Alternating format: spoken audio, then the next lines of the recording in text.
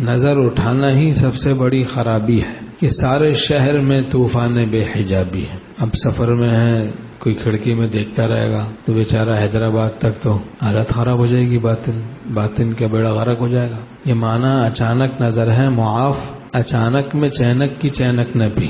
ہمارے شیخ رحمۃ اللہ نے فرمایا اچانک وہ ہوتی ہے جہاں امکان نہ ہو، جہاں امکان ہے تو وہاں اچانک بھی بد نظری ہوتی ہے. ہمارے لاشعور میں تلاش معشوق کے تقاضے ہوتے ہیں، بے ضرورت نگاہوں کو اٹھانا ان تلاش معشوق کے تقاضوں کو پورا کرنا ہے. اور ہمارے شیخ رحمۃ اللہ نے فرمایا یہ نظر مجرمانہ ہے، بے ضرورت اٹھائی جہاں امکان ہے اور پڑی نہیں تب بھی یہ نظر مجرمانہ ہے، مجرمانہ نظر ہے.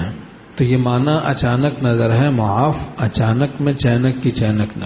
تو جو نظر بے ضرورت اٹھائی گئی وہ کہ نہیں پڑی وہ بھی مجرمانہ ہے. جہاں امکان ہے ہر جگہ امکان ہے آج کل. تو قصد عدم نظر، ارادہ کر کے نکلے جان دے دوں گا بد نگاہی نہیں کروں گا. قصد عدم نظر ضروری ہے، عدم قصد نظر یہ کافی نہیں کہ بد نگاہی کا ارادہ نہیں، یہ کافی نہیں ہے اس زمانے میں. ہمارے شیخ رحمۃ اللہ فرماتے عدم قصد نظر کافی نہیں، قصد عدم نظر ضروری ہے، اس سے افاقہ ہوگا.